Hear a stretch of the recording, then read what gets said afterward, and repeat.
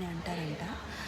అక్కడ ఒక volunteers meet అయింది regarding this July 16th Rathyatra. So ఆ మీట్కి నేను అటెండ్ అయ్యానమాట. అందులో we had really a good time today. చాలా ప్రశాంతంగా అనిపించింది. మనం ఎప్పుడు malls, cinemas, theatres, concerts, clubs వీటికి వెళ్ళి నిజంగా ఎంజాయ్ చేస్తున్నామని ఫీల్ అవుతాం. But this is what true enjoyment and happiness is అని నాకు అనిపించింది. ఫస్ట్ అయితే మేమందరం దేవుడి కథలు చెప్పుకున్నాం, దేవుడి గురించి విన్నాం అండ్ నామజపం చేసాం. ఆ తర్వాత సంకీర్తనలు పాడుకున్నాం, కృష్ణుడు పాటలు పాడుకున్నాం, కృష్ణుడు పాటలు పెట్టుకొని డాన్స్ చేసాం, ఆయనకి హారతి ఇచ్చాం. ఆ తర్వాత లాస్ట్లో అందరం ఫైనలీ కూర్చొని ఫుడ్ తిని ఇంకా ఫైనలీ రిటర్న్ అయ్యాం.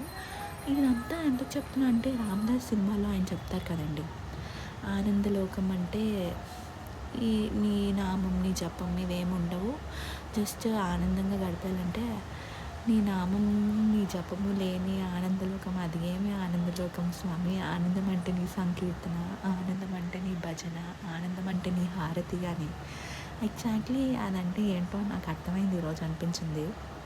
మనం లైఫ్లో అట్లీస్ట్ వన్స్ అయినా ఇలాంటి ఎక్స్పీరియన్సెస్ ఫేస్ చేయాలి అన్నదే main goal of this video.